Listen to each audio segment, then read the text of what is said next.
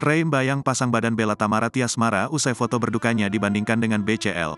Usai putranya, Dante meninggal dunia karena ditenggelamkan Yuda Arfandi alias Ya, kini Tamara Tiasmara justru tengah menghadapi hujatan warganet.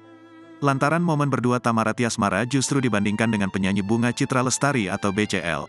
Tamara Tiasmara dinilai tidak menunjukkan raut wajah sedih saat berfoto dengan rekan-rekannya usai memakamkan Dante. Ikut merasa geram atas tudingan warganet kepada Tamara Tiasmara, penyanyi Ray Mbayang ikut buka suara.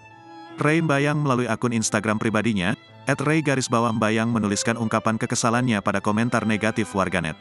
Suami Dinda Hau ini mengaku heran dengan penilaian warganet tersebut. Lihat komentar di beberapa VT yang lewat di FYP. Nggak habis pikir, tulis Ray Mbayang. Ia bahkan menyebut warganet kini sudah kehilangan empati. Pun ia mengingatkan setiap orang memiliki cara tersendiri dalam merespons kesedihan. Terlebih saat kehilangan orang terkasih, sementara di sisi lain harus bisa tegar saat menemui keluarga dan teman.